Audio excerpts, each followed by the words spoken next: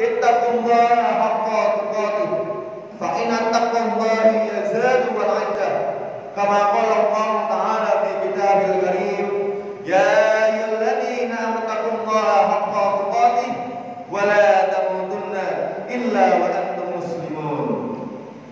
Jamaah salat Idul Adha Masjid At-Taqwa rahimahullah.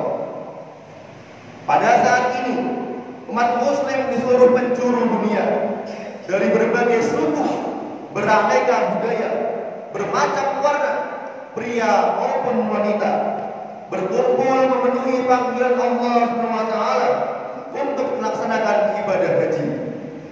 Saat ini saudara-saudara kita berada di Mina, tadi malam bermalam di Musdalifah, sedangkan kemarin telah wukuf di Arafah. Mereka datang ke tanah haram memenuhi panggilan Allah SWT. Labbaik Allahumma labbaik, labbaik la syarika lak labbaik, innal hamda wan ni'mata laka wal mulk la syarika lak. Adapun umat muslim lainnya yang tidak sedang melaksanakan ibadah haji, ikut larut dalam menyambut hari besar, hari raya Idul Adha, hari raya Kurban. Seluruh umat muslim turut mendemangkan kalimat takbir, kalimat tauhid sebagai wujud ketaatan dan pengakuan seorang hamba akan kebesaran dan keagungan Allah SWT, Tuhan semesta alam raya. Hari raya Idul Adha atau hari raya Kurban tidak dapat terlepas dari kisah teladan yang digambarkan dalam Al-Quran melalui seorang yang mulia, yaitu Nabi Ibrahim alaihissalam, yang mampu menjalankan perintah Allah SWT untuk mengorbankan anaknya Nabi Ismail alaihissalam dengan cara menyembelihnya. Namun pada akhirnya tanpa diduga Allah mengganti Nabi Ismail dengan seekor domba yang gemuk. Sungguh sangat luar biasa ujian yang dialami oleh Nabi Ibrahim dan Ismail alaihissalam. Apalagi kita sebagai manusia biasa, hal ini menunjukkan bahwasanya keislaman, keimanan dan ketakwaan kita akan terus diuji oleh Allah SWT untuk melihat di mana, pada level apa dan kualitas apa kita berada. Idul Adha ini adalah pelajaran pengorbanan. Pengorbanan yang dicontohkan oleh Nabi Ibrahim alaihissalam dan Nabi Ismail alaihissalam dalam mengorbankan sesuatu yang paling dicintai karena Allah Azza wa Jalla. Namun bagi sebagian kita, mungkin berkorban adalah sesuatu yang tidak rasional, suatu hal yang tidak logis. Bagaimana mungkin kita memberi dan mengorbankan harta kita yang telah kita raih dengan susah payah? Kok enak sekali kita bekerja keras, banting tulang, kemudian kita korbankan untuk orang lain. Itulah mungkin logika banyak yang dimiliki oleh umat manusia yang lainnya. Maka pantaslah kita menyaksikan berbagai macam krisis terjadi pada saat ini. Bagi orang muslim mukmin, logika tersebut adalah logika yang salah. Bagi orang muslim, orang mukmin, logika yang benar adalah yang pertama, pemberi rezeki adalah Allah Subhanahu wa taala. Sebagaimana Allah Subhanahu wa taala berfirman, "Wa ma khalaqtul jinna wal insa illa liya'budun, wa ma uridu minhum min rizqin, wa ma uridu an yut'amun, innallaha huwar raziq dzul quwwatil matin." Yang artinya, dan aku tidak menciptakan jin dan manusia melainkan supaya mereka mengabdi beribadah kepadaku. Aku tidak menghendaki rezeki sekalipun dari mereka, dan aku menghendaki supaya mereka memberiku makan. Sesungguhnya Allah, dialah Maha Pemberi rezeki yang mempunyai kekuatan lagi sangat kokoh. Quran surat Ad-Dariyat ayat 56 hingga 58. Jika pemberi rezeki satu-satunya adalah Allah, jika pemberi kemudahan satu-satunya adalah Allah, maka jalan yang paling masuk akal untuk mendapatkan rezeki, mendapatkan kemudahan adalah dengan meminta kepada Allah, berharap kepada Allah Subhanahu wa taala. Maka Allah berjanji, jika mau tambah rezeki dan kemudahan yang tidak dapat kamu bayangkan, maka jalannya adalah ketakwaan, yaitu mengikuti perintah Allah, menjauhi larangan-larangannya. Bagaimana Allah Subhanahu wa taala berfirman, "Wa may yattaqillaha yaj'al lahu makhraja wa yarzuqhu min haitsu la yahtasib." Yang artinya, barang siapa bertakwa kepada Allah, niscaya dia akan mengadakan baginya jalan keluar dan memberinya rezeki dari arah yang tiada disangka-sangka. Quran surat Al-Baqarah ayat 2 hingga 3. Kemudian Allah SWT juga berfirman, "Wa may yattaqillaha yaj'al lahu min amrihi yusra." Yang artinya, dan barang siapa yang bertakwa kepada Allah, niscaya Allah menjadikan baginya kemudahan dalam urusan-urusannya.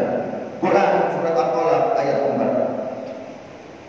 Kemudian yang kedua, orang muslim, orang mukmin meyakini bahwa kadar rezeki sudah ditentukan Allah SWT. Sebagaimana Allah Taala berfirman, "Wallahu faddala ba'dukum 'ala ba'din fil rizqi." Yang artinya, dan Allah melebihkan sebagian dari kamu dari sebagian yang lain dalam rezeki. Quran surat An-Nahl ayat 71. Jika kadar rezeki sudah ditentukan berbeda-beda, maka apalah gunanya dengki, iri, sakit hati kepada orang lain. Toh semua sudah diberi jatah terbaiknya sesuai kadar keperluannya masing-masing, kadar keperluan keluarganya oleh Allah Subhanahu wa taala. Bukankah Allah Maha mengetahui segala keperluan kita? Kalau rezeki kita sudah dijamin dan ditentukan kadarnya oleh Allah, kenapa kita menghalalkan segala cara untuk mendapatkan rezeki? Kenapa kita sibuk menjerumuskan diri ke dalam pekerjaan yang dimurkai oleh Allah? Sungguh sangat tidak masuk dalam logika seorang muslim. Takut kelaparan, takut kekurangan karena meninggalkan pekerjaan yang haram. Toh Allah sudah menjaminnya. Toh kadar rezeki kita sudah ditentukan, dan tentunya jika kadar rezeki kita sudah dijamin dan ditentukan, kenapa kita enggan berkorban? Karena pengorbanan yang dikeluarkan tidak akan mengurangi sedikit pun kadar rezeki kita. Bahkan Allah berjanji akan menambahnya.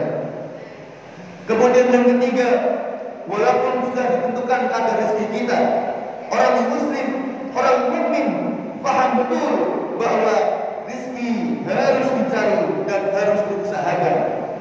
Sebagaimana Allah Taala berfirman, "Wa idza qadaytumus sholata fantashiru fil ardi wabtaghu min fadlillahi wadhkurullaha katsiran la'allakum tuflihun." Yang artinya, apabila telah menunaikan sholat, maka bertebarlah kamu di muka bumi dan carilah karunia Allah, dan ingatlah Allah sebanyak-banyaknya supaya kamu beruntung. Quran surat Al-Jumu'ah ayat 10. Jika pemberi rezeki hanya Allah, kadar rezeki sudah ditentukan dan kita diwajibkan untuk berusaha mencarinya, maka yang ada bagi kita hanyalah berusaha keras, bekerja keras, berpikir keras, berkarya besar. Pendek kata, yang perlu dipikirkan oleh seorang muslim adalah bagaimana berkorban semaksimal mungkin karena Allah.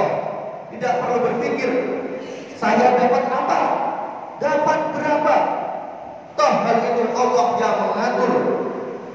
Bondo berpikir, trik perlu, sahnya moni pisan. Inilah bahasa pengorbanan secara total. Berkorban harta, tenaga, pikiran, kalau perlu nyawa pun dikorbankan demi amanah dari Allah Subhanahu wa taala.